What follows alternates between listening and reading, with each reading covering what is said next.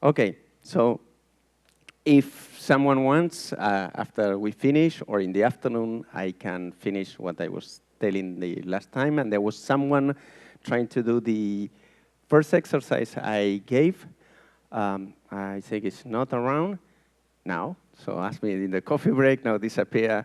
So that I can, I mean, if someone wants to look at those exercises, this can be done in the afternoon, right? Okay, so the intention was to go more into applications and basically give a talk that is without that many equations and probably easy to understand or follow for those that are not trained or used to look at equations. Okay, so this is, as I mentioned the first day, I mean, I'm working in my group. What we do is we look at individuals, that is, I mean, sheep or bacteria, and what we try to do is to come up with equation of motions or behavioral rules to see how they behave in general in groups. So we try to understand individual behavior, but from individual behavior, we go to collective patterns. So that's the game we play. So we try to connect these two levels of description, microscopic description, understanding by this individual behavior, and collective behavior. Now the question is, though, if you are used to things in active matter and animal behavior, probably you have realized that there is quite a bit coming from mathematics as well as from physics, and there is kind of the tendency to think that any of these guys, or even to understand this pattern, you can reduce this to a kind of very simplistic physical model where basically you have that these guys are spins, active spins, or something of that sort. So this is a simplification, and in my opinion, and I'm trying to push people to think a bit beyond that. And of course, this statement is a bit provocative. That depends to whom you talk. So for you, perhaps it's acceptable, but if you are people working in active matter, you will find it a bit irritating to claim that this is something that goes beyond the standard active matter kind of models. So people will, in general, complain and not like this, but then if you don't want to describe this as spins, what else can you do? And this is what I will try to I will show you the kind of theoretical framework that we are trying to develop. I will go very quickly through that, so just sketch what is the intention behind, and I will show you how you can apply it. I will show you first how can you apply that, exactly the same formula to bacteria and then to sheep, and at the end, I will try to show you that, in fact, you can connect these two. I mean, that's why the framework works. I mean, this you can apply to different biological systems and without any problem. So you can use it as a tool, really. So the framework is the following. So you have particles or entities or agents, whatever you want to call them. But we are going to assume that these agents have a mini brain. This mini brain is, for me, going to be a kind of Markov chain, so it's indicated in here. And this thing in here will tell us which equation of motion or behavioral rule this guy needs to be executing at a given time. So that is going to connect the description kind of as you have been seen before, like a Newton equation. Which Newton equation you are going to use? Well, that depends where you are sitting in this network. So now let me explain a bit more. So suppose that you are looking at an insect, fish, whatever you are looking at, and when you look in a space, has different, I mean, this is a trajectory, but could be something else. Could be, for example, different kind of posture or something different of the organism. Here is a trajectory. So the trajectory has three different trajectories. One is a kind of spiral, zigzag, and this other thing. So they are very distinct, very clear. We can distinguish each of them. Now what you can do is you observe for how long and the distribution of time is moving in this kind of pattern. Then in this one and in this one. This is what you observe in here. So now what you are going to do is you are going to look at this in order to construct this mini brain. This mini brain here is called ICS, that stands for Internal Control System. So suppose that you are in the spiral.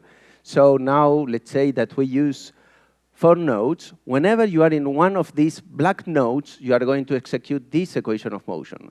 Now, if you move to one of the red nodes, you are going to use this equation of motion. This equation of motion is going to control what happened in physical space with our agent. And this is what happens inside. I mean, that's why we call it a brain, is what is happening inside this individual, this agent. So now, how many of them you have to use and how you wire them is associated for how you will try to adjust the distribution of times. The distribution of time will tell you how many you need to use and how you should wire them. Then there is questions of uniqueness and so on that I'm not going to enter. Okay, so let me a bit summarize the idea. So you have these guys that have whatever, some kind of this mini brain. So, and they will do things in physical space. So since they will be doing things in physical space, they can also interact in physical space. So they will feel forces and torque. But also, they will have a dynamics inside this mini brain. And that means that by knowing what happens in physical space, these guys may transition to a different state. So they basically, so I see someone running and may decide also to run. I may see someone sitting, I may decide to sit. I'm in a dinner with everybody and someone say, okay, I'm leaving, and everybody gets up and leaves, right? I mean, so this is what the kind of things that we are trying to basically model here. All right, so there is coupling between physical space and internal state, and there is, of course, dynamics in each and interactions. So the model looks like complicated. Perhaps it is a bit, but you can still do quite a bit of math. For example, you can, if you think of one single individual, everything can be solved exactly, and you can determine, for example, diffusion coefficient and the convective term. So if there is a bias and so on, and so if you like math, this is there you can go and check. In particular, you can see this one if you want theorems and demonstration and that kind of stuff. I'm not going to enter into the details, but you can really do analytics with this kind of model. Now, how can you apply it in real data? This is what I'm going to show you. So the first example is a pathogenic bacteria, is Escherichia coli, but I'm going to look at a particular strain that is called, is this strain, the enteromorrhagic. It's called because this name is because cause bloody diarrhea. So it's the one that a few years ago, for example, from time to time, there is food contaminated with that happened in Germany. The idea was that there was asparagus that was contaminated and some people died.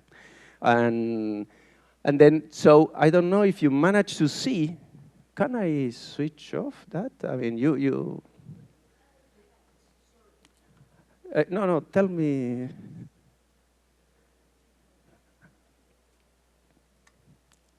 It's a bit better. No, I think it's, está bien. So, this is you will see the bacterium is in there. You will see a trajectory. So now what happens? If these guys are, they are moving close to a glass surface, then what you have is hydrodynamic interactions. And this hydrodynamic interaction will force the bacterium to move in kind of a circular trajectory. It's not perfect, it's a noisy circular trajectory. So whenever they come to a surface, they will get trapped because hydrodynamic interactions that will push the bacterium towards the surface and will force the bacterium to move in circles. So whatever nutrient or cells that these guys want to infect is going to be sitting on a surface. So that seems to be a very inefficient way of exploring a surface. If whenever you touch a surface, solid surface at least, you end up being trapped there and moving in circles. So that should be not in nature. These guys should not move exactly like that. And if this, you may find that they do this for a bit. This is what you have just seen. But in general, you will see that they do some stop events that are peculiar, and because they were not, let's say, falling into the classical run and tumble picture, I think people have been neglecting this for years. But when you look at that, I mean, you see this. So they move like that, and they was stop event. And as you see, they basically managed to break that circular trajectory and move this way. And by doing that, by doing these stop events, these guys will increase significantly, this is what I'm going to show you later, the diffusion coefficient. And that means that if something of interest is sitting on that surface, by performing these events, we'll have, I mean, if it's looking for that randomly, because it doesn't have any information where it is located, that thing of interest, by doing this, we'll find it faster, right? Because the diffusion coefficient is larger. But now we will exploit the fact that these guys are stopping. So we will look at the velocity. This is the velocity is normalized by the maximum with respect to time. And as you see, the bacterium, what it's doing is here is basically stop. There's some motion. There is always Brownian motion, I mean, the liquid in there and so on. So there is always some level of motion. But then you see it's very low. So it's, let's say, not moving, then goes up, is moving, then stop again, moves again. So now if you look at the distribution of the speed as function, I mean, the speed distribution, you see that it's kind of a bimodal. And we will use this minimum to define that if it's below this threshold, we will say that it's not moving, and if it's above, we will say that it's moving. Okay, so this is what we will be doing. So we want to see for how long, so the distribution of time this guy is moving. This R starts by running, so the time that is running, moving, and the time is stop or not moving. So here we use R and S. All right, so to the side here, what you see is the, this is a cumulative distribution, right? So this is time, and this is that probability. So a survival curve. And then what you can see is that the distribution of running time is, this is in a log-lean plot. It's a straight line. This is indicating you that it's an exponential, but the stop time is not. So as you see, has this shape. So let's go kind of a naive approach, and we say, okay, well, I see two states, it moves, so it doesn't move. Then I use a Markov chain to describe this kind of data, have two states, stop and moving, and I will connect this with rates. If you do that, the distribution of runtime should be a straight line, that's fine. But the other one, the blue one, you should expect also a straight line, and it's not what you observe. But say that you are a kind of storm. You say, anyway, I want to use my Markov chain kind of formalism, and I want to use it to describe what is happening there. Can I still do it? Yes, you can do it, but then you have to enlarge your Markov chain. So how you do? We include an extra state. That extra state is going to be, we know mathematically that will need to be connected with the stop times, and now if you give me 3, you allow me to use 3, I know that I can describe everything that I observe here. All right, fine. So if I have 3 states and all possible transitions, I know that I can fit this kind of data. Now the question is, if I invoke the need of having these two, what they are? Because this one is moving, and these two will be associated with not moving. So, I mean, I was initially thinking, well, I don't care. There are so many things that you can indirectly understand or know that should exist. But that was my biologist colleagues were not thinking that way, and they say, no, show me what is happening there, and let's look at that. So we went back to the data. Back to the data, okay, this is what we saw. We saw that if you look carefully, and you saw that they were stopping, if you zoom around, often, not always, often it's not just that the bacterium stops and then resume moving. It's that when it stops, does this. You see, it has been spinning around and then detaches and continues. Okay, so this one is very different from what you have seen before. You see, this is 20 micrometers, and this was of the size of half micrometer. So this rotation in here has nothing to do with this one. Okay, so now we can define the 3 states. When the guy is running, meaning this is moving at a given speed, this is the state 2. When it's rotating at this, we say that it's state 1. And when it stops without any motion, we say that it's state 0. So now what you do is you go to the data and you figure out, I mean, you measure for how long has been in each of these states. This is what I'm showing you in this curve. This is, again, survival curves, and are the distribution. They are exponential, and we can measure the average time in each of these states. And now, because we can see if there is a transition from 0 to 1, from 1 to 0, from 1 to 2, and so on, you can see which transitions are visible and which ones are not. And now you can basically obtain all the transition rate in the Markov chain, and now you have a model that should, you have obtained everything from the data and should fit the data, and it does it. But we want to go a bit more, so here what I'm showing you is that you can use this to fit an equation that is for the center of mass of the bacterium, and this one is saying in which direction it's moving. Let's forget about the details. The thing is that this equation is going to be controlled by an internal state, this behavioral state. And the interest of doing that is that now we will be changing the equation of motion as the internal state is changing. So if I change from state 0, the velocity is 0, this is 0, I mean, basically the guy is not moving and nothing else. If it's 1, it's just only rotating in one spot. If it's 2, it's going to be moving around in circles. Okay, so you can do still theory with that. You can write this instead of, you can simulate this, but also what you can do is derive an equation for finding the bacterium in position X, orientation theta, with internal state I.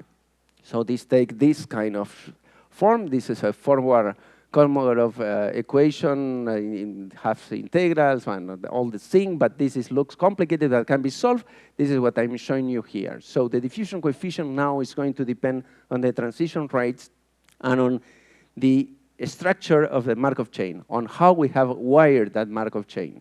So here what I'm showing you is the diffusion coefficient, a function of one of the transition rate, that is the 201. This is this transition rate control for how long this guy is going to be moving.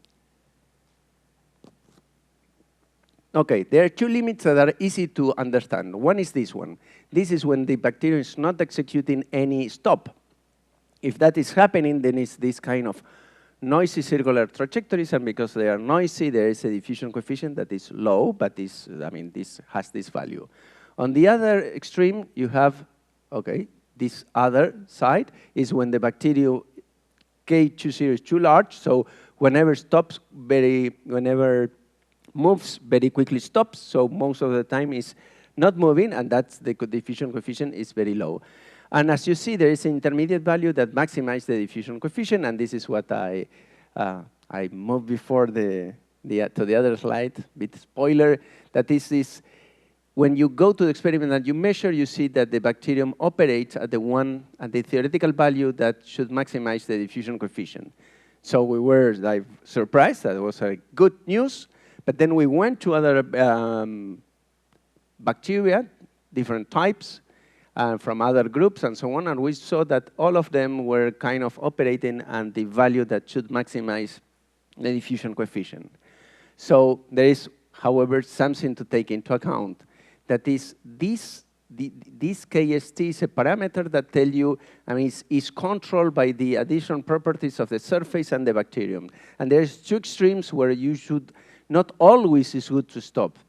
When it's not good, when you stop, you cannot detach, or if you stop, you cannot have any kind of adherence in order to rotate around. In these two situations, don't stop. And basically, you will be in this situation where basically you see that there is no maximum. So don't do any stop if you are in the red one, but do stops if you are in the green one, sorry, and you do if you are in the red one, for example.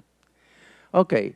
So basically, what I'm telling you with this is we have used this framework, and we managed to understand what happens in bacteria, and we learned a couple of things, like these guys explore the surface by performing this transient addition event to the surface, and that there is a maximum that maximizes the diffusion coefficient, but this maximum may not exist. That depends on the surface property and adhesive properties. So these hairs that bacteria has to adhere to different surfaces. Now I move to sheep. All right. So you will see very quickly that that will come in few slides, that the formalism I'm going to use is the same, and the way of looking at the data is going to be almost the same. Okay, so these are these guys. So first, I want to go back to these active spins, and I was telling at the very beginning, even all the talks. So if I think in velocity alignment or big shape model, cousin model, the idea is that in order to get aligned with the others, to move with the others, what I should do is to look in the neighborhood, what is the velocity of my neighbors, and then what I do is align my own velocity with the velocity of my neighbors. And what I'm going to show you, okay, this is what you typically assume. There is a couple of other things, is that these guys will be continuously looking around the neighborhood, will be continuously then negotiating in which direction to move. There is no leader. That is one of the things that made these models popular, because it's kind of democratic models. And there is something they can perform by doing this, something that is called information pooling. So they can exchange private information that each of them may have. So this will come later. So okay, so this is the canonical view. And with the ship data, hope that quickly you understand that none of this assumption holds. So let's look at the data. So this is data that we have for 4 individuals. This is the arena, the surface is, we have played with 50 by 50 and 80 by 80 meters. So you see here there is a tower. I mean, well, there's a shadow here, but it's a shadow of a tower. So the things were pictures taken from that tower, 7 meter high, and you look at what happens in there. So you have these 4 individuals. The entrance is around here. That's why they get at the beginning here. And you will see in this, I took perhaps not a very good video. They will see moving them around here. The good thing is that when they are around the camera, you see them bigger, but when they are here, you see a tiny thing. So, okay, let's take a look. First, you will see that the guys are not moving constantly, so they stop and move. So already the first link with bacteria. Now that you see they are moving, when they move, file formation, they stop there, they will be eating there for a while, and then you will see them coming towards us in a few seconds. Okay, here they come, I hope. Again, you see, they move one behind the other, file formation, and you see that they are very often not moving. Okay, now let me show another experiment. This is the tracking data. And these are 4 individuals. There is one that is going to guide the groups. I mean, you will see the line formation. I think is the red one was? Or yes, the red one. So you see they are moving like that. So this is tracking data. Now is the purple one, the one that is doing that. That is at the front. They stop again, and then you will see another event, and then you can spend time by looking how they do that. I mean, there's not much than this, but let's take a look. Okay, this is the yellow one, and you can keep on looking how this goes. All right, so here, basically what I want to show you and focus is that there are a few things that are different from what the canonical view. The canonical view will apply in, okay, first you have 2 phases when the guys are not moving, that I'm calling it here grazing phases because in, yes, sorry. No, I mean, now the experiments that we have a GPS of high precision of the order of 20 centimeters around. So you have a level of uncertainty that is low. But when we're doing that, I mean, these ones are very expensive. So we weren't having enough of those devices. So this one, what we did is we take the pictures and we reconstruct it from the 2D image. You get where they are, and then what you do is you mark these points in there, and then you do, basically, you get a point in here, and knowing this point, this point, this point, and that this is a perfect square, then you can estimate where these guys are located. You reconstruct, right? Sorry?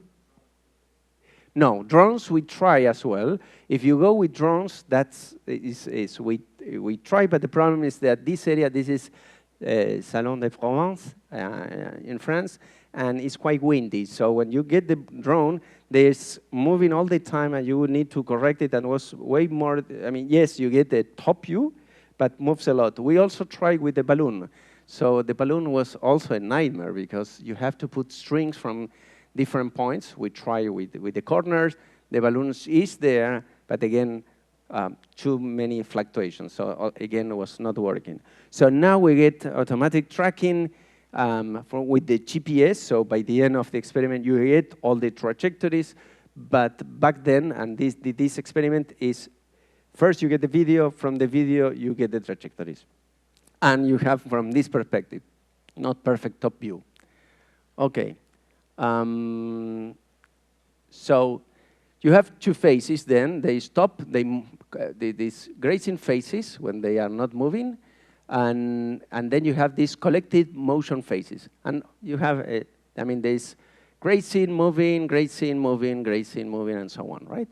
So this is like the reminder of what I mentioned before. Typically, collective motion is like we focus just on a collective motion phase, and we will assume that this guy will be continuously negotiating in which direction to move. We will see that this is not the case. I mean, you can already realize that by having a guy that is in front that most probably is ignoring everybody in the back. This is actually, you can measure, but this is what happens. Intuitively, what you may think is happening.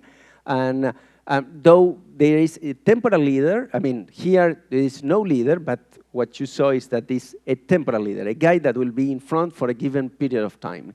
And I will show you that they don't exchange information about the direction of motion, but rather that the guys try to go where the other individual is. So I don't do a complicated calculation, I just try to run over the guy that I have in front, right? So is much simpler, in fact, how things are. Though they are not that much close, I mean, they don't, I mean, if you are a fan of the XY model and spins as oscillators, certainly it's a bit frustrating. Okay, so now in the change of perspective, we will consider explicitly the stop and moves. We will consider that they're temporal leaders, that is what we have seen. And we will learn that at the very beginning, what you already probably immediately realize is that the direction of motion is set by the individual that start the motion, so by this temporal leader. So everything happens at the at the moment where this collective motion phase starts. And they will exchange positional information in the sense that they will try to move towards the other, where the position the other individual is. Okay. So now we start with the part that I hope that you will find interesting or fun. So the question is, they are static there, and they have to decide whether they want to move or not, right? So that's the question for them. So we have this guy will eventually start moving, say, but then the other will need to decide what to do. I mean, basically, they are going to join this guy, or they are just going to stay there and let the other group member leave. So here what I'm showing you, and this is coming back to bacteria, so this is velocity or speed as function of time. So this is for individual number 1. So since if you look at the speed distribution, as I showed you before, so for bacteria, now we get the same, but for sheep, again, you get something that is a bimodal. We use this local minimum to define a threshold. If it's below, we are going to say that it's not moving. If it's above, we are going to say that it's moving. So this allows us to transform this signal into a binary signal. And as you see, makes sense what we are doing. So here it says moving, then it's flat, so you get a flat line here, then you get the peaks. You see that makes sense. So why we want to do that? Because again, we want to understand the statistics of the time the individual is moving and the statistics of time an individual is not moving. This is what I show you here. This is the distribution of the time the individual is not moving, and this is the distribution of time the individual is moving. This time is in linear, both figures, so I'm not using log ln. Okay, so we are going to do the same thing that we did before. We are going to assume that there are two states. I stop, I mean, I'm not moving or I'm moving. If you do that, this should be a straight line. I mean, in fact, the blue one, and here you should get the red one. So again, you see this is kind of gamma shape. It's not consistent with an exponential, so this idea seems not to be a good one. There's another argument why you can realize that there is not two, but this is, I may mention later. So again, same idea, you say, no, I want to stick with my Markov chain formalism. I don't move from here, I mean, I want to use it. So what should I do? I enlarge it, you enlarge it. And now you have three. If you have three, you can also explain this one, no problem. So same problem, no, and I mean, now yes, mathematically you can do, but your colleague, biologists in general, will tell you, come on, I mean, what are these S1, S2? Give me something. So an interpretation of this. Okay, so here it goes. So when the guy is grazing head down, it's S1. When the individual is, I mean, static there, head up is S2. And when it's running, it's moving. Okay, now what you can do is, again, you measure for how long the distribution of time is grazing, head up and running. They are exponential. You get the average value. You get the probability of transition from S1 to S2, S1 to M, and so on. You get all rates. Fantastic. So this is what you get. Now, suppose this is ship 1 will do this. But there is a problem here that is, I mean, what does ship 1 is also what does ship 2, 3, and 4. I mean, kind of, as you can see, they do things in synchrony. So there is synchronization in this problem. Now, if I do what I was telling you, you will have simply individuals that are moving. We will get perfect statistics about the time they are moving and not moving, but they will be uncorrelated. So I won't see that this guy, when he's moving, this one is also moving, right? So they are independent. But here, something else is happening. So they are doing things in synchrony. So how can we understand this? And this is something connected to what I mentioned before, I mean, imitation. And then we will try to see how we can model this mathematically, right? And then there's examples. I mean, this is other type of ship. It's us. So, and then you can see that we tend to do what the others do around us. So, yes, I mean, even if we think of us very highly, we are not too different. And so how you model these things, or how can you understand this? So we decided to do experiments to put in evidence these imitation dynamics effects. So this is done with trained individuals. So these guys, what they have is a vibrating collar. So, and we will do the following. So this, every time, first you need to learn to teach this guy to associate that when these things vibrate, they have to do something. What they have to do is they have to look for a panel, and they will move to that panel while they will associate and go, because when they go close, they will get a reward, right? They will get food. So you repeat and repeat that thing, and after around a week, these guys start to connect these two things and learn. Yeah, they are not super fast learner, I mean, but at the end of the day, they will learn. So now we go back to our problem. So we will get our guy. We will stimulate him. The collar will vibrate. The guy will start moving towards a panel. I mean, some will start moving. And this is what the question for us is, with what probability these guys decide to join the group or stay?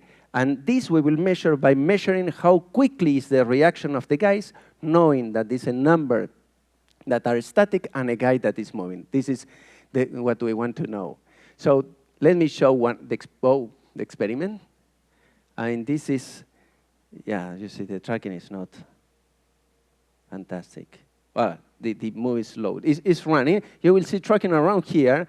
The trained individual is within this group, I think. You will see a guy coming towards this panel. Here it goes.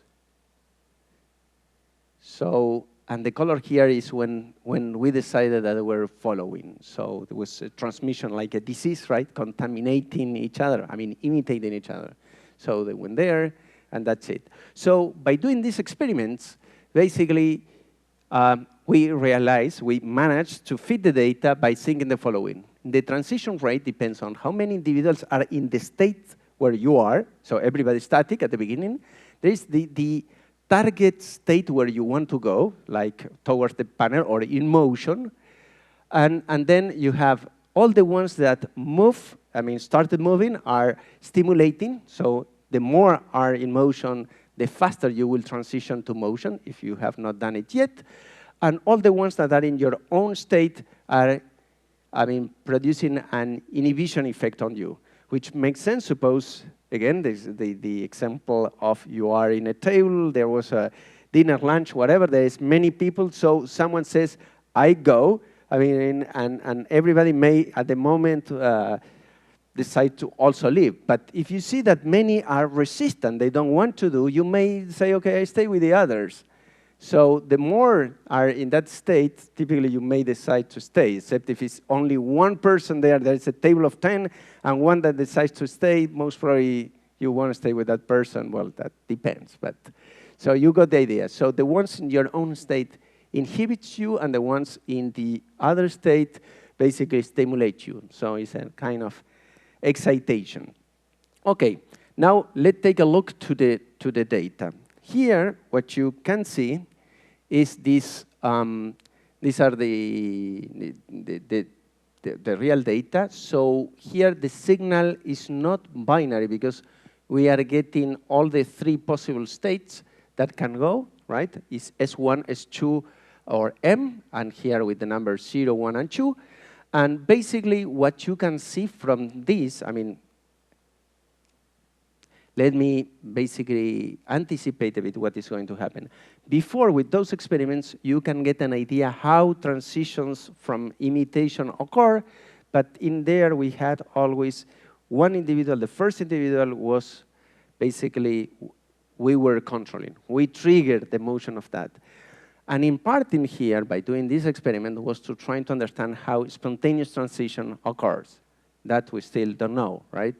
So then, by looking at these experiments, what you can do is you look at a given fixed time, and you can, for example, understand in which state this system is. Here you see that everybody is in motion. So then if I count, are 4 individuals in motion, nobody is in grazing, and nobody is head up. This A is head up because we will later associate with an alert state. Anyway, so now we look at some other time, and you see that the system is in a different state. This one, nobody is moving, 3 are grazing, and 1 is with a head up.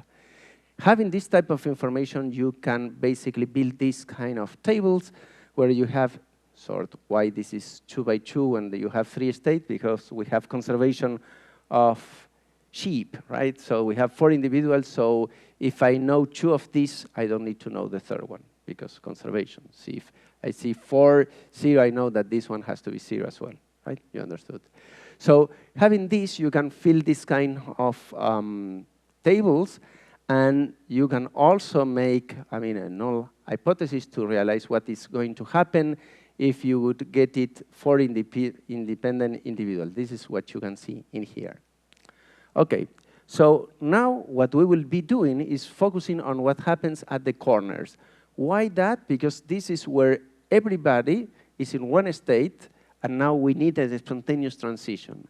So how can we get information about the spontaneous transition?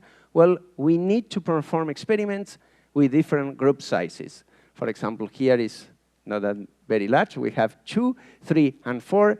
We tested with 8 and 16, but the tracking was not that good, so we didn't include it here, but was more or less following the same trend.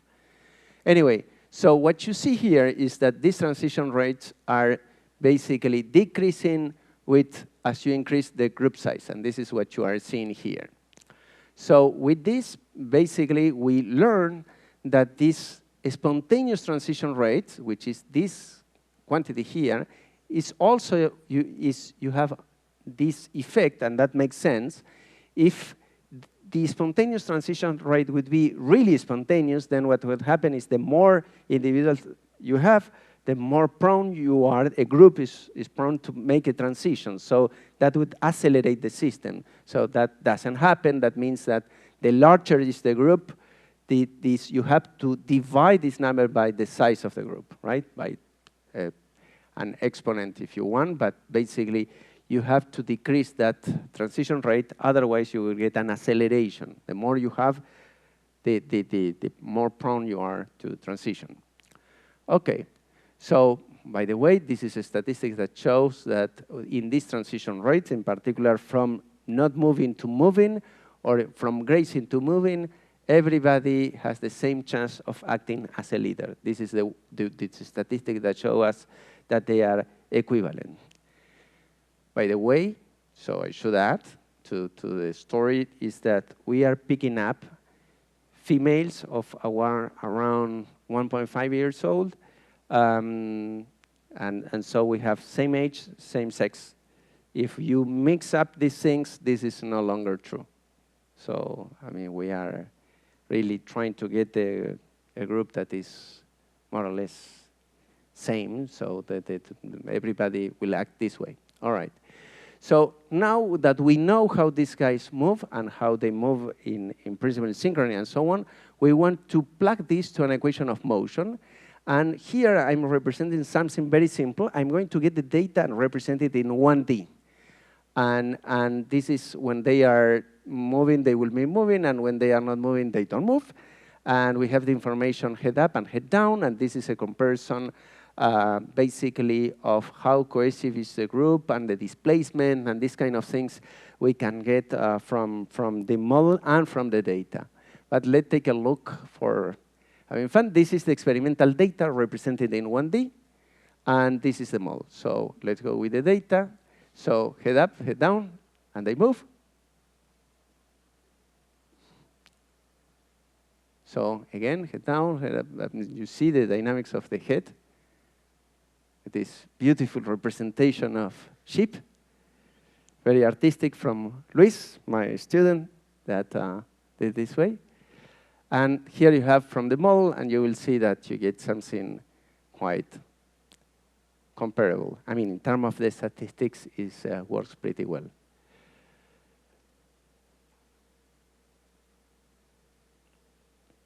Okay, so if you do all these statistics, you will convince yourself that it's working pretty well in terms of the observables that we pick up.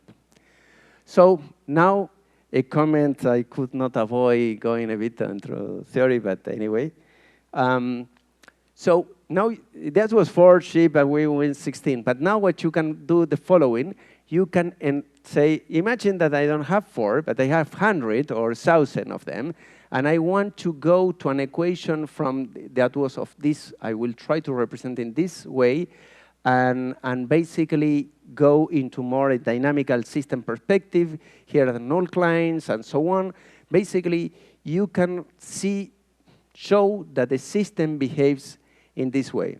Basically, that there are 3 fixed points in this system that are stable and 3 that are unstable, but let me explain with 1 how it's happening. So the idea is that you end up that this is our system is equivalent. I mean, I will put the same then. Say this is Strogat's, this is the stable, and this is the unstable. I mean, yes. Now, the idea is that this goes this way, and now suppose you are here, so you stay here, and the noise will allow you to cross this point, and then you will get this branch, and you will go to the other one. You are getting the idea. So you do this. So this is what is happening. One is basically, I don't know, let's say, grazing, moving, and this alert state or something like that. So you are transitioning from one to the other. And depending on parameters, you can see also that this system often, yes? Yeah, yes, is everybody's grazing. This is everybody's grazing. Oh, yes. I mean, what is this unstable? This comes from the analysis that you... Yes, that means that you have a number, there's a threshold. Let's say I have 100 sheep. If I have 3 that left from grazing to moving, the transition is violent. This is non-linearity, and push the entire thing will very quickly transition. Yeah, and this is represent, you see this triangle is how many I have in each of these states. This is the number I have in grazing and the number I have in moving. And then, so it's population size. Yes. Oh, but this is, this unstable point is related to the non-linearity that you saw before, so when the transition rate becomes very high. Right? You understand? So this thing that is almost flat, you have the spontaneous, and then you have once you have one moving, and you have a nonlinear, the form of this thing is like, and goes up. So when it starts going up, it's typically around that point that you see that you will have, I mean, basically it's telling you, if I have, whatever, my group is 10, may not be enough crossing 1 here, I may need 2 individuals. 2 individuals crossing, I cross. You are getting, I don't know if I'm answering your question exactly. They are not doing anything. I mean, at the level of the description, there is nothing else. I mean, so in the, yeah, I mean, if you see in the videos also that we don't have any clear, I mean, we know that you saw the experiment. So you see a guy coming, and at some point, they start reacting. We measure the react, but it's not that they start like moving the head or what should I do? I mean, I don't know. I mean, they seem a bit not doing much, but then you see a response.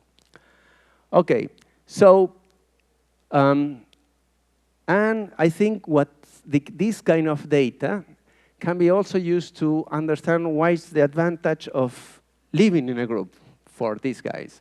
And this is experimental data, the same you get, of course, from the model. And this is group of 2, 3, 4, and 8. And this is the, here we call it vigilance state. I mean, this has to be more, put in a more coherent fashion. This is A state. Static head up. This way associated with alert or vigilant state. And this is the average time spent. So per individual. So you see that individuals stay more time head up in this alert state in a group of 2 than they are in a group of 8. So, and however, if you compute what is the probability of finding someone with a head up in a group, that remains almost constant, 2, 3, 4, 8. So what's the interpretation is that if you think that you may be eaten by a predator, now if you are in a group, you can be sure that you will be, someone will be looking for the predator, either you or someone else. So that means that you're going to spend more and more time doing something else than being in the alert state. So by being in the group, you can spot the predator faster. So and basically, this is, I'm going to argue about that. Being alone has an advantage. You can pick up, for example, whatever you want to eat. There is, you avoid competition, but also you have to spend more time looking for predators. And of course, there is a cost of not doing that, right? So there is an interplay between these two.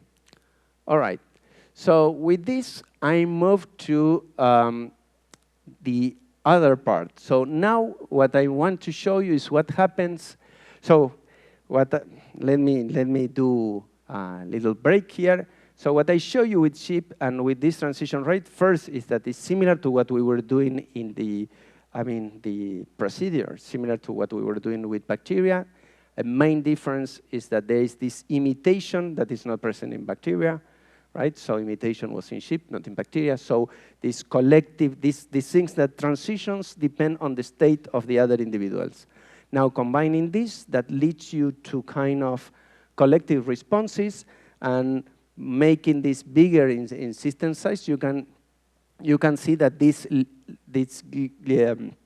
leads to a kind of noisy oscillator, right? So you start exploring this in one direction, given the transition rates. This is, every transition depends on the noise, and yes, please.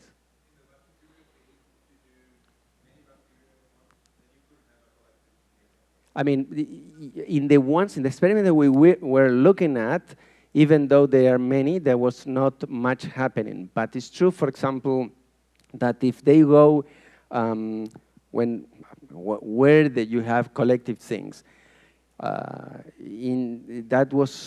show Escherichia coli. We were also doing an experiment with Salmonella. Was similar story.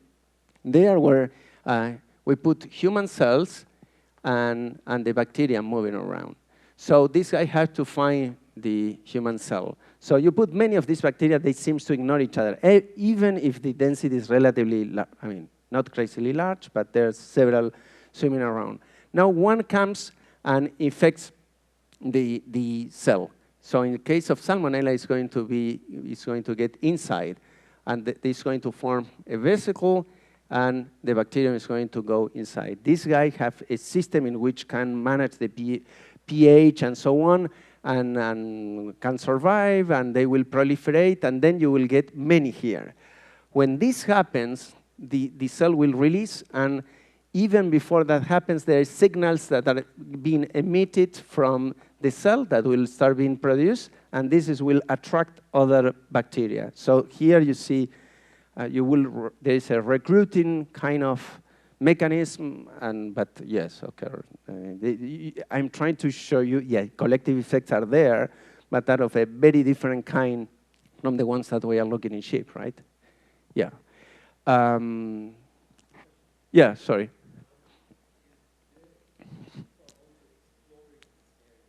Yes.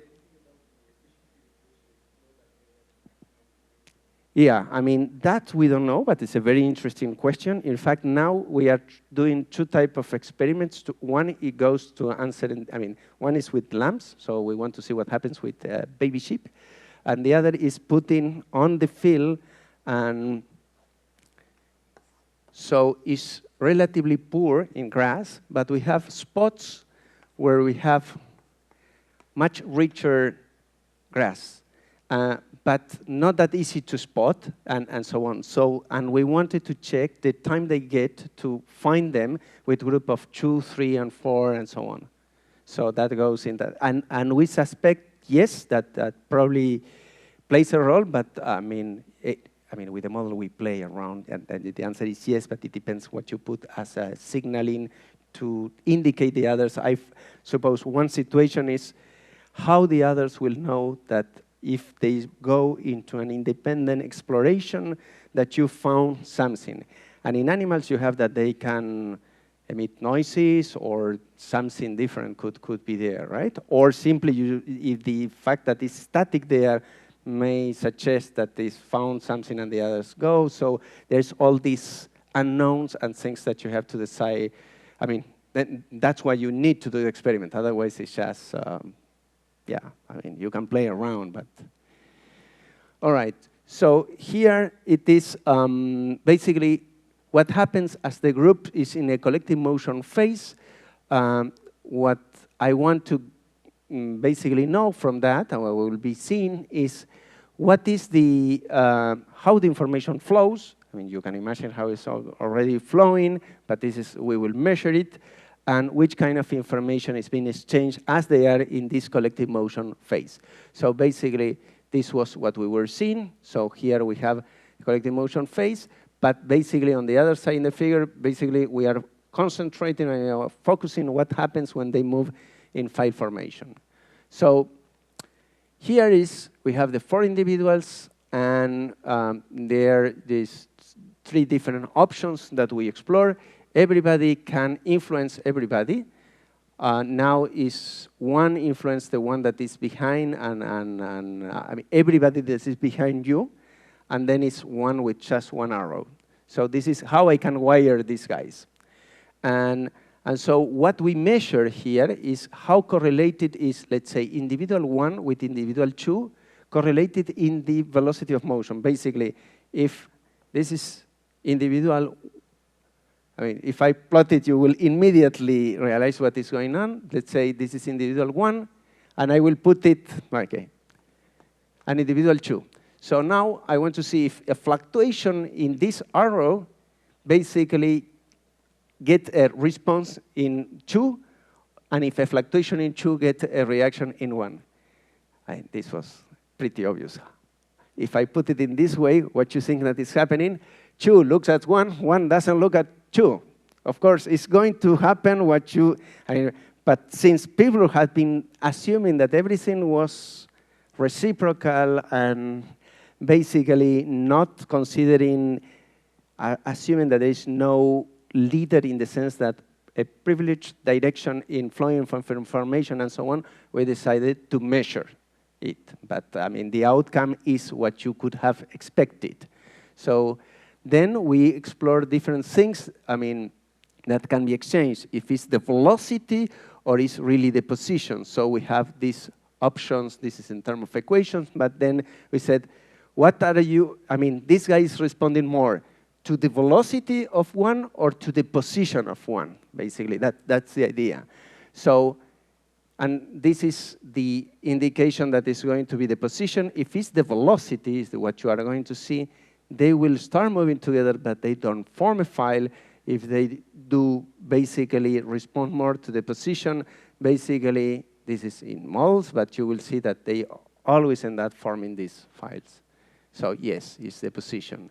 And basically, this is the one that by many, you can use the Akaike or other criterion, and then it's telling you that they operate by this. But this was, I mean, it is what happens. I think one could have guessed.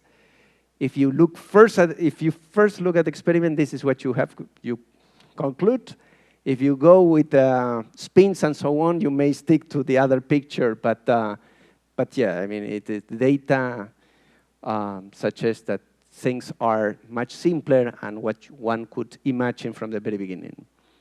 Okay, so now you can plug that in a model. That is how algorithmically this goes. Basically, I think this is what is important.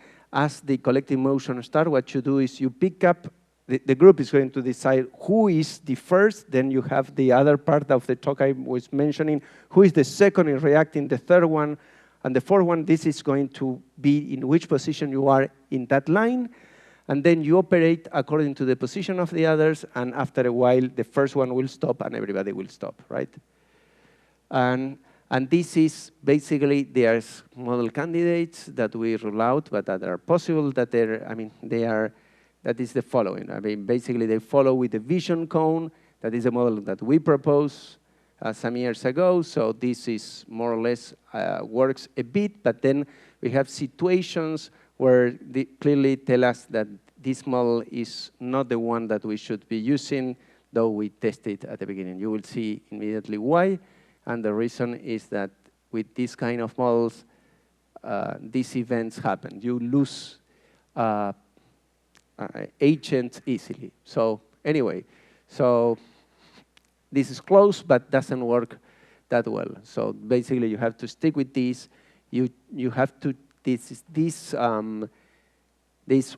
phase at the very beginning. Sorry.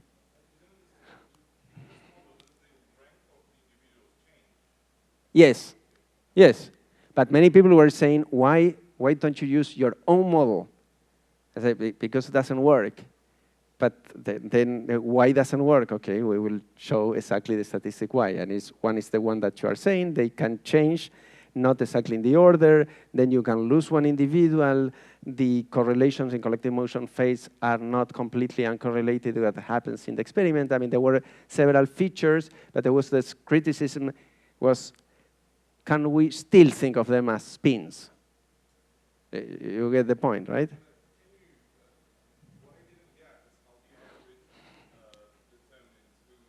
Uh-huh.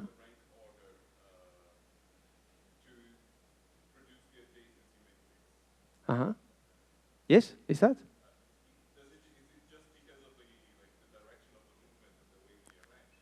I mean, in the previous model is a model where it is when you react, right? And this is what we use that seems to be the best.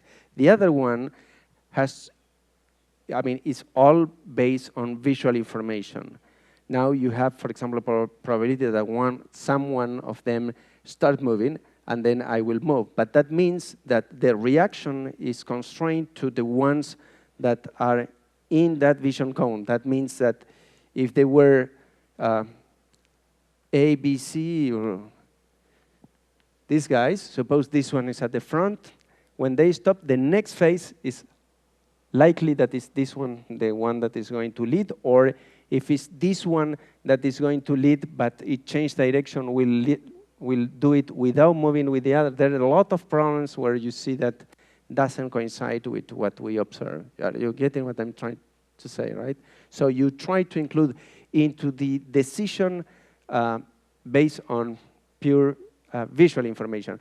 And I think this is not working that way, that is, I guess, because there is also noise and probably perception of what happens around you at the moment someone moves. So probably there is a bit more information that we are not seeing. And noise, for example, is something that we don't control, and they do with the they do noises. I mean, control, yeah, we don't measure that. Okay, so now we said, let's remove this, and that was with the idea of doing some experiments, but something that we were playing with. We said, okay, so since now we have this temporal leader, what is the purpose of that? I mean, and that came with the idea of, can they spot? I mean, this was this example that we started with. Suppose that the guy at the front has the information to go through this maze. Or let's assume that this guy knows where is a food source in the field. So if these guys basically change the interaction network, not for one that is hierarchical, or whether they exchange instead of velocity position, or position instead of velocity, I mean, how things are going to be different from what we are observing. So here is if they exchange velocity, kind of similar to the Viction model, what you see is that since you don't go in file formation, you will lose individuals in the way. And here it is basically using everything that we see in ships. You will see that they manage to go all the way to this point. And I think probably, I don't have a movie for that, but if you change the interaction network and you start exchanging or discussing with your neighbor, also you become very inefficient and you don't manage to get this point. So basically, you need this hierarchical kind of a structure. Is particularly good if you want that temporal leader to be able to guide the group to a given position in space. For example, food patch. If there is a food patch, this one is going to be, I mean, you need this hierarchical kind of structure if the individual that is at the front has the pertinent information for that task. Okay. Now, the next question that we asked was, what is happening? I mean, as all of them know, for example, the location of a food patch, but each of them are prone to error, so that they don't know exactly where it is. So individual 1 thinks that is here, individual 2 that is over there, individual 3 that is at this point, and so on. So everybody has slightly different opinion. So in the other model, I said they can do information pooling. Basically, they can, gathering, pooling all that information, come in with a better estimation of where the target is located. And here you can see that this is going also to happen over several collective motion phases, and the reason is that each of them will guide the group in the assumed direction for a bit. So if I make a temporal average, if I sum in which direction are moving, over time I'm going to see that the accuracy of the group is increasing with the group size. So this is what you can see. So the accuracy to detect the target increases, though goes to a saturation with group size. And this is pretty much connected with something called wisdom of the crowd or collective intelligence, right? This was, in case you don't know, this is this experiment by Galton that was by more than 100 years ago. So what was the first observation of this? This guy was, realized, he's a famous mathematician, the same one that was also playing with the Galton-Watson theory in branches, so from network theory. And this, so what he did is there are fairs in England, and one of the things where you were getting, buying a ticket to estimate the weight of an animal. And basically the one closer to the weight of the animal was winning. Then they were weighting the animal, saying, okay, the closest is this person, so you win. So they were betting that. And what he realized is that if by putting together all this estimate, he was getting an incredibly good precision, the height of this animal. And he wrote a comment on that in Nature that by the time was a kind of, I mean, you can find it, that article. It's a small comment on what he was thinking. It's very different from what we do today, but interesting anyway. So, okay, with this was this idea that putting the opinion of many agent individuals, you can increase the accuracy for a given task, and they can also do it though they have a temporal leader. So basically, I will associate this at voting, right? Basically, sheep do, I invented democracy, if you want, in the sense that you have it, we also put someone in charge for a given time, then we remove it and put another one, and sometimes things don't go very well. We don't choose probably the best ones. But anyway, so that's the idea, right? We change who is in power for a bit, who is the one leading, and exchanging who is leading is essential. Otherwise, you get the whatever error that the individual has in the estimate of the target. I mean, you go in the wrong direction. Okay, so that was also that we play around, that if there are many targets, how this works, and the interaction network and so on. Basically, the goal was to visit, I mean, changing the interaction network, what was the best way of visiting all different targets. Suppose one is water, the other is grass, and so on, and the group wants to visit each one, but not all individuals know where is the water, not all individuals know where is the grass, and so on. And we found that the optimal one, giving the best exploration, was the one that sheep used. This was exploring parameters and seeing what is the best one. So again, it seems that the values that we got from sheep, they're good for many things. And one is this. Okay, so this is the kind of summary of this. What I show you in the case of sheep is that they make use with this intermittent collective motion advantages of this hierarchical structure. This is because you might manage to guide the group in an efficient way to a given position, and they can do pooling of information. So there is also advantages of democratic strategies, and this is because they are changing who is the one leading regularly. Okay, so I think I can bother you a bit more. Oh, okay, this is if you have many, because there was a question if you have not 4 but many, but here we couldn't do the tracking, but if you have, this is close to Toulouse, you go there to the Pyrenees, and you can see these groups moving, and you find many phases where they're moving in files like that. So you have many of them, and you can generalize this model of 4 for larger group, because there was a question that whether this is for 4, many, they do something different. So Richard went to the mountains and got that video, and we fixed the problem with the referees. And that's the story. Okay, so now I want to, yes.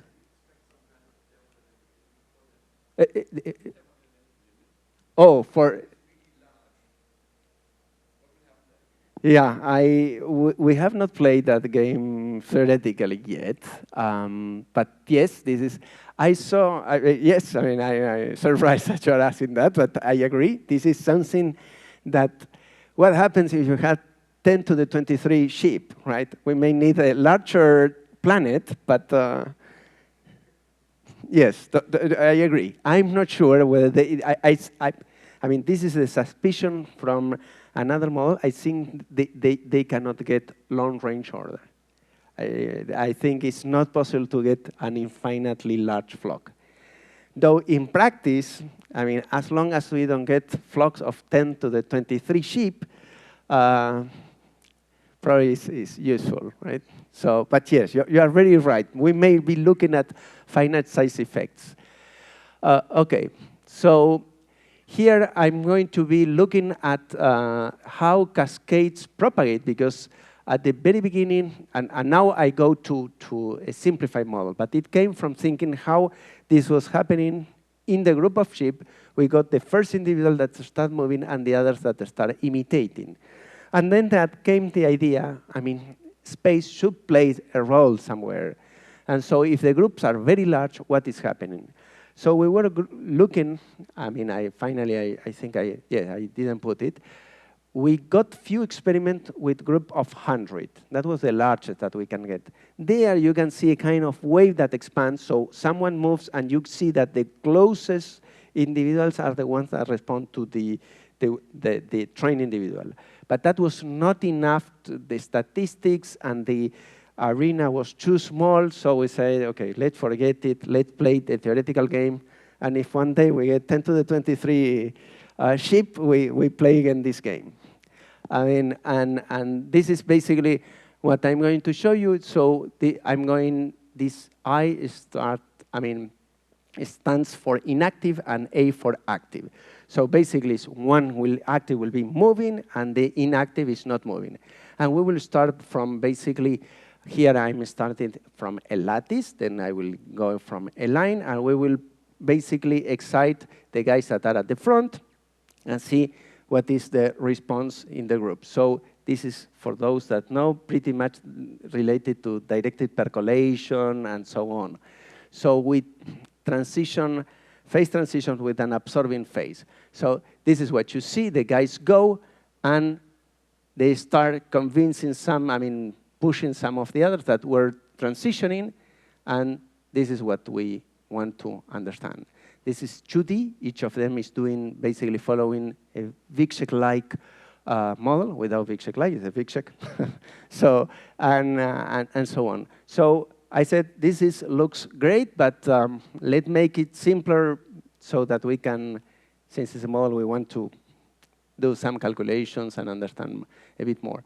So we move to, this is the model I show you, the equations, but we will, and then there is cascade sizes. So you repeat this at a given velocity, and you will see that this is distribution pretty much power law. And then we wanted to understand more theoretically what was going on there. So we moved to something that the motion is really 1D, and either the HN is in active, is moving with velocity v, and with this inactive is not moving. That's all. This is the initial condition, and we can play, the coupling is you are mainly influenced by the ones that are closest to you, but this depends on the distance. The one closest are more may transition you to go to, if you are inactive, to active, if you have a neighbor that is active. If your neighbor is here and is active, this is the active. So if this is the active, so the first one that is going to respond is this one, most likely. This one with a lower probability may be influenced by this one. You understand? So it depends on the distance. So now, in this case, this one may be moving towards the group, because this happens in this, you will see later. So I may be moving towards the group or away from the group. So this is the phenomenon that we want to look. Then we may do it the other way. That would have been nice to have a movie where all, circles have the same size. Sorry.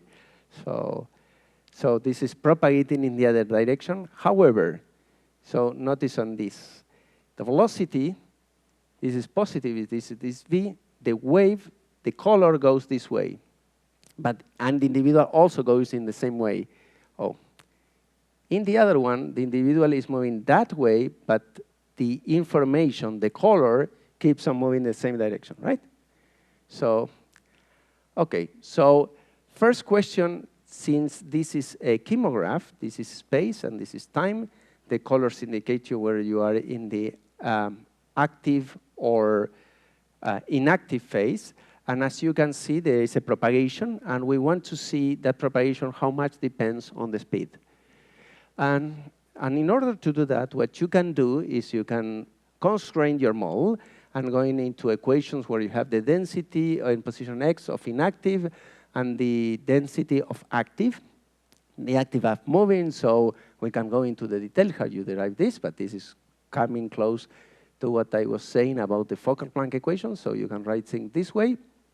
This theta take this form, and now you play the game. Basically, we want to see whether this equation is similar to a kind of Fisher equation where there is a propagating front.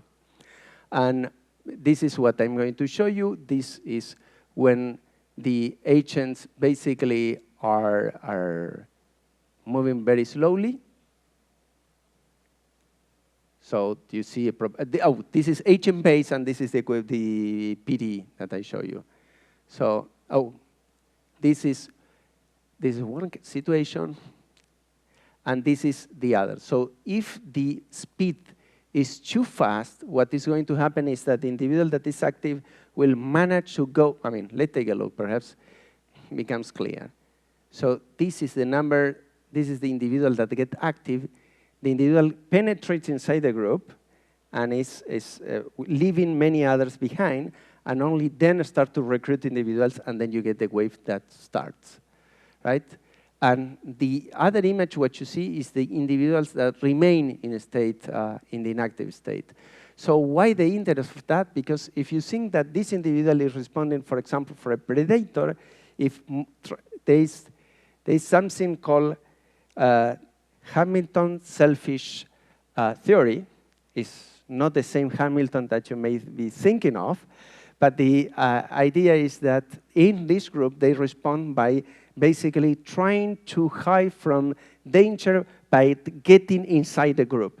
So basically, it's what you do if you are with your parents. You are a kid, you are afraid, you go with your parents, you get as small as you can, and you expect them to protect you, right? So and animals typically tend to do that. So there is danger, and they will get inside, and whoever gets in the periphery of the group is the one that is going to be eaten, right? So they will try to do that. Now, that theory says basically that, but the question is that by doing that, they will get protected. That was the idea. But it's a speed or a reaction time that you need to do, because if you try to move inside and everybody starts realizing that you are trying to do that, they will all move in the same direction, so the one in the periphery will be the same. So the order in that system will remain the same, but the system will be, the group will simply shrink. So if you want to change who is the one at the periphery, if you are the one that was at the periphery and get inside, you have to move very fast, faster than the reaction time of the others. And this is basically what we are seeing here.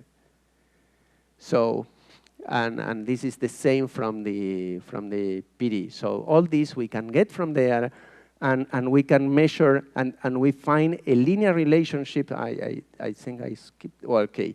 A linear relationship from this between basically the speed of the individuals and the wave speed. But interesting, this is what is interesting. There is not a factor 1 that is what one could have expected if I'm in the co-moving frame that moves at the speed of the 1. So, but is this factor in here? Different from 1. This is what is interesting to mention. And then this effect. And now what I'm going to show you is that now we have two states. Either they move or they don't move.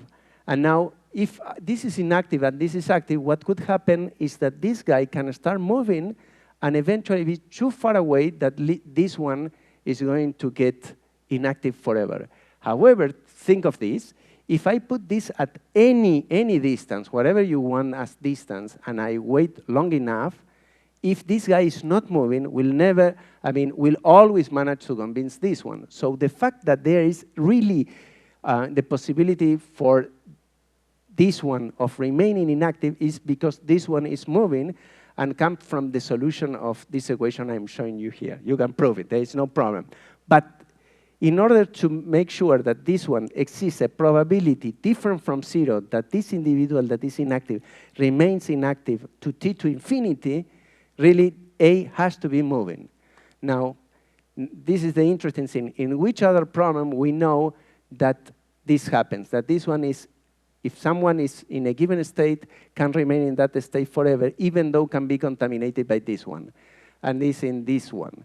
So this is susceptible, infective, recover. So I start, this one is susceptible. The choice of red for susceptible is a bit weird. Blame Parisa, which is the one that did the figure. Anyway, so this is then the infected one.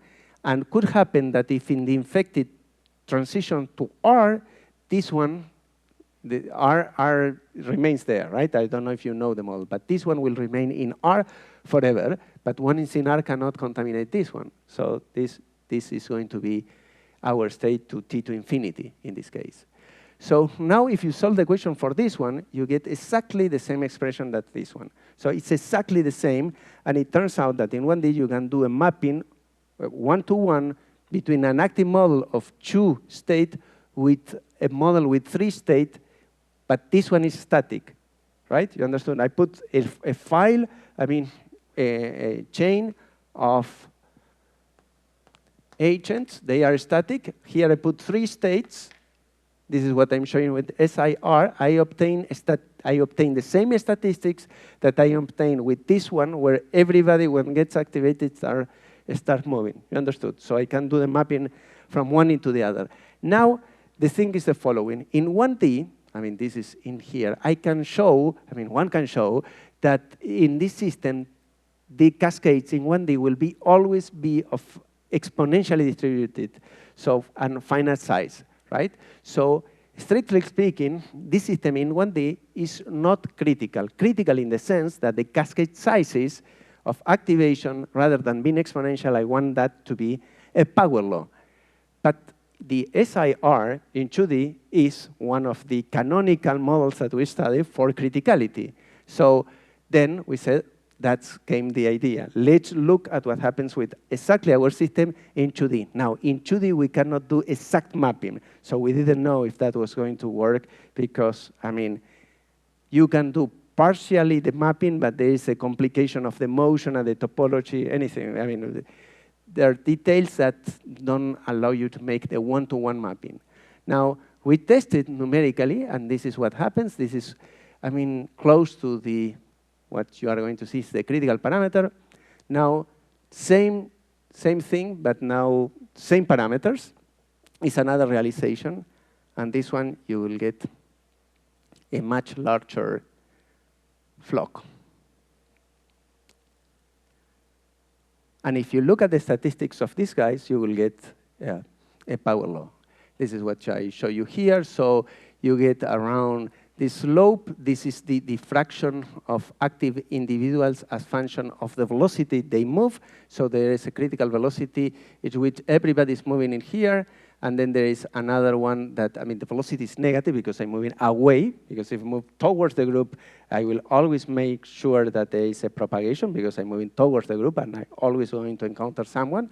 But moving away, this is not for velocity just negative. It's a particular non-trivial velocity after which this, I mean, you can be sure that individuals start moving and will leave everybody behind. A critical one where you will get power law sizes of cascade. Responses could push many people to get in active mode, I mean, in the active state, or just a few. So you get this kind of statistics. And if the velocity is negative, but not too negative, everybody will get activated, right? So you get basically a critical state. You get pretty much everything suggesting that you have something very close to the SIR, though there are few differences connected to island formation that I'm not mentioning. Okay. From this part, the conclusion is the following. So the propagation speed is linear with the active velocity, but with a coefficient that is a non-trivial one. It's not 1. Then the other thing I mentioned to you is that due to this mixture of activity and, I mean, and 2 states, but one state controlling activity and the other is no activity, by this coupling between active motion and the state, you can make a 2 state behave like a three-state, a two-state active, like a three-state static, right? Three-state in a lattice. And then that means that the initiation of collective motion, at least in 2D, has to be, or is likely to be, a critical phenomenon. And this is another application of this idea. There's experiment that was done in the group of Pavel Romanchuk. They were looking at fish and so on, and they got something where they said this tank of fish, and there was a kind of lake, is a kind of a critical state. Then they use a standard SIR model in SIRS model in 2D. But then we saw that we could explain this with only two states, and this is what you see here in the 3D. So in this case, the fish is swimming downwards and then coming up to the surface. There is a fish that, I mean, this sulfur in the water, and they cannot live much deep inside. They have to go to the surface. But this is what I'm showing you just is the model, is the math behind. So this is showing you that the coupling of motion is making an SIS model that is not, in this case, is not excitable. It's making it excitable because it's introducing a refractory period. Okay, anyway, so this coupling is important. That's the message. Okay, and with this, I want to thank you. I mean, these are the guys working, this is the SHIP group. I mean, Luis, Adrian, and Sylvain, and that have been doing experiment and theory and so on. Richard is the one that is the, I mean, senior biologist that knows how to train these guys and so on. And Paris, postdoc with me, I was doing also part of many of the things I show you. Okay, thank you.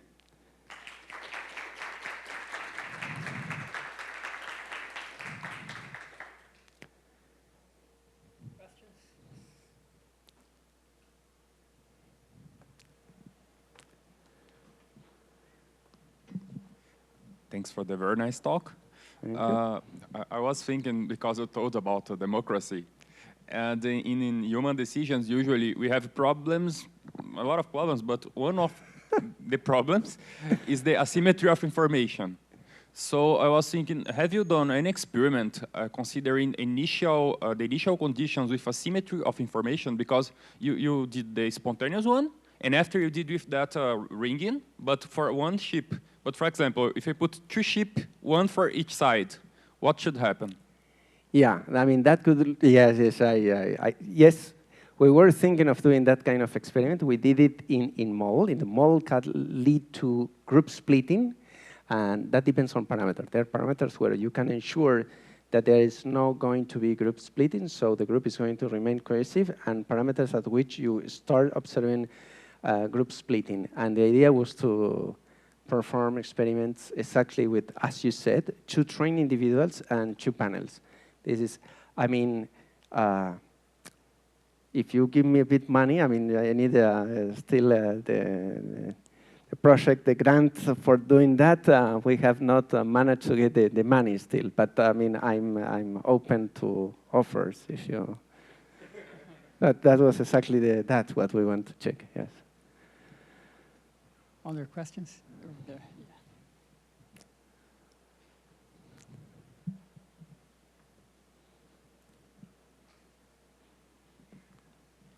Hey, comparing humans to sheep, I know can be something people have done for a long time, but you were saying that we need to sort of overcome our individuality or something like that, and to be able to think of ourselves as sheep.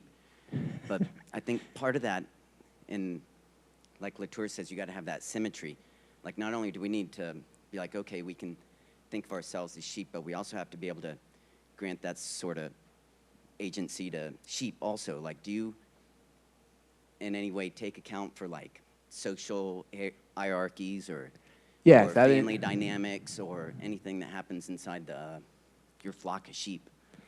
Yes, I mean, we have not done the experiment that way, but we wanted to do. We know, for example, I think I mentioned that we started to do experiment with lambs.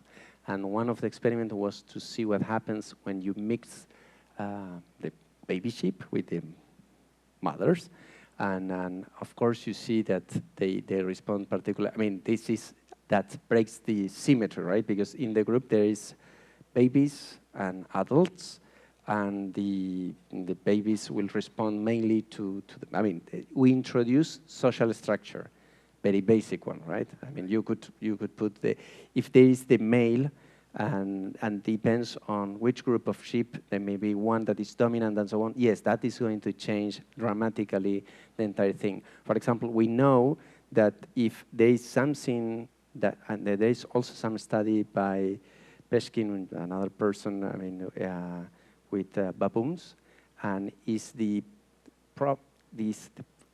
how good are you in solving these collective things with dominant individuals? And basically, that was also related to the other question, how can you cope with this kind of situation? And there is some things that, I mean, how the group can cope with that. And one situation that is relatively easy to see, I mean, this is less, has less connotation, is, for example, you have in the problem of fish or sheep, if you have someone that is too prone to react to any, is afraid of everything, and so may trigger the false alarms constantly, and that could be very costly. So the group is moving, the group goes in an alert state, stop eating, introduces stress. So how a group is going to go with that? And we have not gone in that direction in terms of research, but clearly something very interesting, what happens with the social structure and what happened with features of a given individual. For example, if the group develop a kind of getting less sensitive to a given individual that tries too much to trigger things, and yes, I mean, it's very interesting. In terms of experiment, we have not done it yet. Would you be able to make that leap to spins? If we will be able to... Yeah, is there a way that you could even, like, with your... No, I don't think you could, really. I mean, there is one, I mean, I'm in contact with several groups. One is in the States, and the idea was to get cameras in, I think it's kind of science fiction yet, cameras in every individual, so in the head, plus was going in to put in electrodes and everything on these animals and getting all together in there. So yeah, that goes incorporating the entire thing. I mean, like brain response, measuring also the level of stress, what the animals are seeing, social. I mean, to me, the problem is that is if you put too many things at the same time, it's going to get so complex that we will not know exactly what to do. I mean, my feeling with that project is getting too big. But, I mean, the intention is there, right? Putting all together. But, yes, I think it's very ambitious. But, yeah, you know, it's certainly something worth trying. Let me just ask a question that I will get back to you. So you mentioned that if you try to model these behaviors with alignment of velocities, it doesn't quite work. No, yeah. Even in open space, because you showed the model yes. of the maze, then it's kind of no. obvious. I mean, yes. I mean, there's another way of saying, because I will give you kind of a mathematical answer to that. So if you have the alignment to the position, since when you get one behind the other, that goes in a situation where the velocity are aligned, right? Both are going in the same direction. That means you get already the fixed point that you would like to get when you get the other one. So there is kind of redundancy in putting both. If you get velocity and the other one, you need to get there is a fixed point associated to getting both like that, but I can also put it like that. So the one for the position gets them like this, but also the velocity in this direction. So you don't gain anything by putting the velocity only that you will lose spatial structure. I don't know if you are answering it. And if you do it with attraction, you don't have this problem. Yeah, if you get the attraction in the sense that they will Collapse, get yeah. on top of Of each other, well, other. this is that they will aggregate, but yes. Okay. Okay. Another question. Yeah, yeah.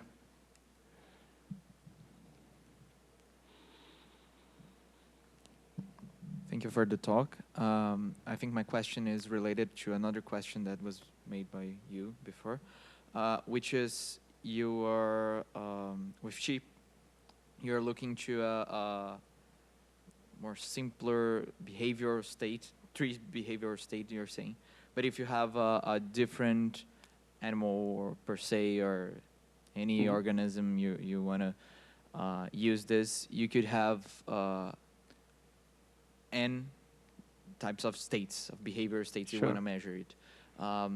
And would, depending on the numbers of the behavior states, would the transitions for it maintain criticality? I don't know. I mean, I don't, yes, I don't know. I mean, it clearly depends how you want to wire that thing. It could give you different distribution of times in each state, but also you could affect, I think, the entire stuff. So I don't know. Yeah, but it's an interesting thing. Of course, depending on how many you have and how you wire them, I guess that you can get different responses. I mean, it's almost sure, this is what I suppose, that you cannot say that whatever, beyond 3 and whatever you wire, it will always be critical. I doubt that, but yeah. Yeah, I got the question, especially thinking on social insects, because they have virtual big populational numbers, and especially because they have probably much more than 3 states, behavioral states, and also their communication is much different than vertebrates. Yeah, sure. I mean, like, they can tackle the signal much faster than, I don't know, a vertebrate would have. And for instance, I don't know, I was curious about if a behavioral change of state in these organisms would be critical. Any other questions or comments? Okay, so let's thanks Fernando again for all the lectures. Thank you. So we'll be back here by 2:30 for the students' presentations. Okay.